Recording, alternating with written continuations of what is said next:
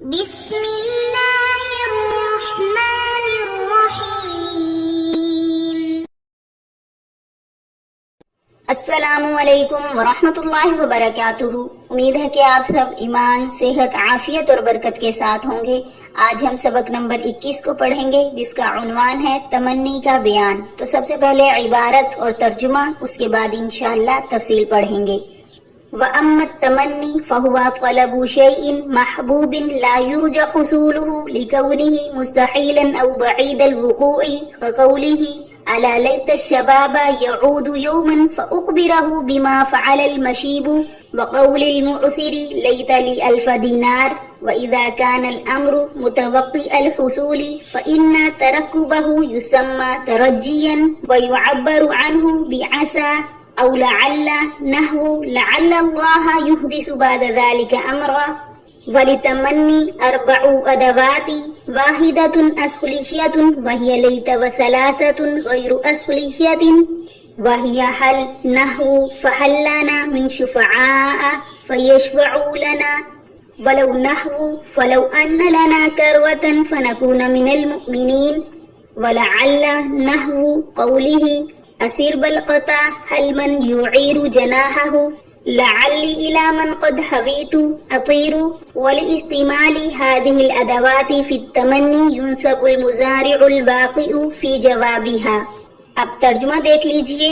بہرحال تمنی، بس وہ محبوب چیز کا طلب کرنا ہے جس کے حاصل ہونے کی امید نہ ہو بوجہ اس کے محال ہونے کے یا بعید الوقوع ہونے کے، جیسے شاعر کا قول کاش کے جوانی ایک دن لوٹ آتی، بس میں اس کو خبر دوں کہ بڑھاپے نے کیا کیا، اور تنگ دست کا قول کاش میرے لیے 1000 دینار ہوتے، اور جب امر متوقع الحصول ہو بس بے شک اس کا انتظار کرنا، اس کا نام رکھا جاتا ہے ترجی، اور تعبیر کیا جاتا ہے اس کو عسا اور لعل کے ساتھ، جیسے امید ہے کہ اللہ تعالی اس کے بعد کوئی صورت پیدا کر دے۔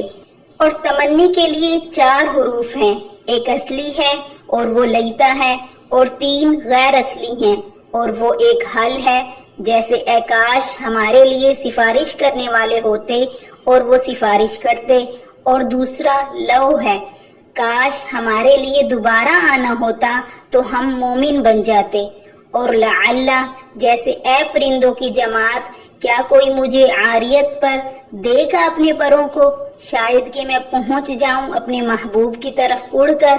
ان حروف کے استعمال کرنے کی وجہ سے وہ فعل مضارع منصوب ہوگا جو اس کے جواب میں واقع ہو۔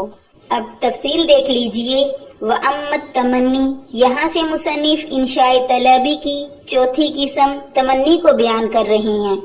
تمنی لغت میں آرزو کرنے کو کہا جاتا ہے، اور اصطلاح میں کسی ایسی محبوب چیز کے طلب کرنے کو کہتے ہیں جس کے حاصل ہونے کی امید 2 وجہ سے نہ ہو۔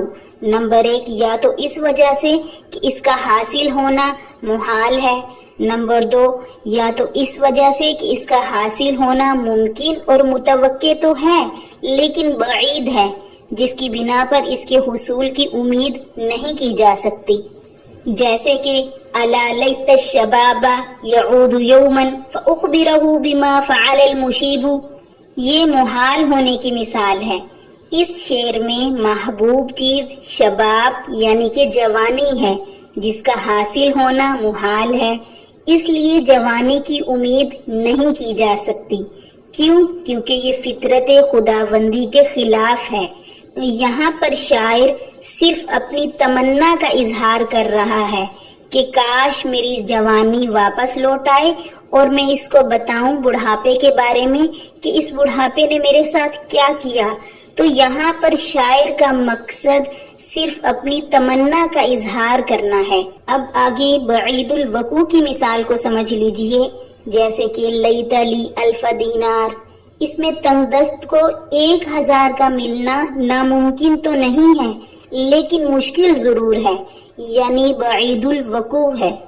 آگے پھر فرمایا وَإِذَا كَانَ الْأَمْرُ، یہاں سے مصنف یہ بتانا چاہتے ہیں کہ جب کسی محبوب چیز کا حاصل ہونا محال نہ ہو بلکہ متوقع ہو یعنی اس کے حاصل کرنے میں کوئی مشکل نہ ہو تو پھر اس کو ترجی کہتے ہیں. اس لیے اس کے لیے عسا اور لعل کو لایا جاتا ہے.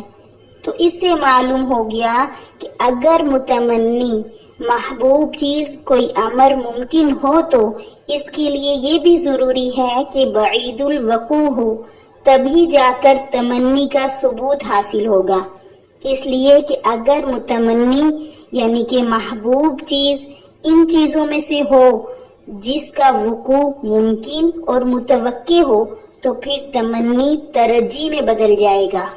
آگے پھر فرماتے ہیں وَلِتَمَنِّي أَرْبَعُ أَدَوَاتٍ.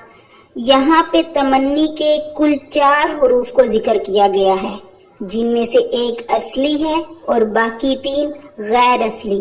حروف اصلی لیتا ہے، اس کی مثال یہ ہے الا لیت الشباب یعود یوما فاخبرہ بما فعل المشیب. اس شعر میں لیتا اپنے اصلی معنی میں ہے اور حروف غیر اصلیہ حل، لو، لعل ہیں. حل جیسے فحل لنا من شفعاء فیشفعوا لنا، کاش ہمارے بھی سفارشی ہوتے جو ہمارے حق میں سفارش کرتے. اب یہ کہہ کر کفار تمنا کریں گے. استفہام کے معنی پر حل کو اس لیے محمول نہیں کر سکتے کہ کافر کے حق میں کوئی سفارش کر ہی نہیں سکتا. تو یہاں پر حل اپنے اصلی معنی کے لیے نہیں ہے بلکہ مجازی معنی تمنی کے لیے ہے. آگے لو کی مثال دیکھیے، جیسے فَلَوْ أَنَّ لَنَا كَرَّةً فَنَكُونَ مِنَ الْمُؤْمِنِينَ. سو کیا اچھا ہوتا کہ ہم کو پھر واپس جانے کو ملتا تو ہم مسلمان ہو جاتے. اس طرح کے جملے کفار اور مشرکین اس وقت کہیں گے جب وہ دوزخ اور عذاب الہی کو دیکھیں گے اور یہ کہہ کر تمنا کریں گے کہ کاش کے دنیا میں ایک بار پھر جانے کو مل جاتا تو مسلمان ہو جاتے اور نیک اعمال کرتے. یہاں بھی لو کے معنی حقیقی شرط کو اس لیے نہیں لے سکتے کہ کفار بھی جانتے ہیں کہ ان کے حق میں خلود فی النار کا فیصلہ ہو چکا ہے. آگے لعل کی مثال کو سمجھیے، جیسے کہ اسیر بالقطع حل من یعیر جناحہ لعلی الی من قد حویت اطیر. اس شعر میں اسربا بمعنی جماعت ریوڑ کے ہے، جمع اس کی اسرابن آتی ہے. قطع یہ ایک پرندہ ہے جو کبوتر کے مشابہ ہوتا ہے. یعیرو عار یعیرو باب افعال سے ہے بمعنی عاریت پر دینا. جناحن جناح یجنہ جناحن باب فتح بمعنی بازو کے یا پر کے آتا ہے، جمع اس کی اجنیحتن ہے. آگے لفظ حویتو خواہش کے لیے آتا ہے، اطیرو بمعنی اڑنا. تو اس شعر میں شاعر یہ تمنا کر رہا ہے کہ کاش مجھے کوئی پرندہ اپنے پروں کو عاریت پر یعنی کہ ادھار دے دیتا اور میں ان پروں کے ذریعے اڑ کر اپنے محبوب کے پاس پہنچ جاؤں. تو شاعر ایک ایسے امر کی تمنا کر رہا ہے جس کا حاصل ممکن نہیں ہے. تو یہاں پر لعل اپنے اصلی معنی کے لیے نہیں ہے بلکہ مجازی معنی کے لیے ہے.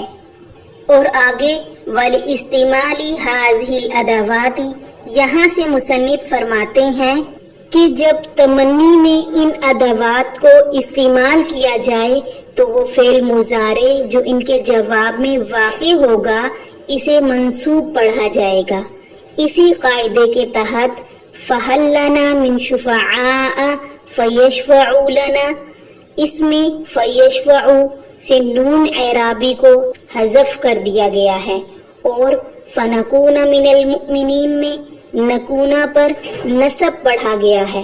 الفرق بین التمنی والترجی، تمنی اور ترجی میں فرق یہ ہے کہ تمنی کا استعمال ممکنات اور ممتنعات دونوں میں ہوتا ہے اور ترجی کا استعمال فقط ممکنات میں ہوتا ہے، ممتنعات میں نہیں ہوتا. آج کے سبق سے متعلق کچھ سوالات ہیں، وہ نوٹ فرما لیجئے۔ سوال نمبر 1، تمنی کی تعریف کریں۔ سوال نمبر 2، تمنی کے کلمات کیا ہیں؟ سوال نمبر 3، کلمات تمنی کے جواب میں آنے والے فعل مضارع کا کیا حکم ہے؟ سوال نمبر 4، تمنی اور ترجی میں فرق کو بیان کیجیے۔ جزاکم اللہ خیرہ۔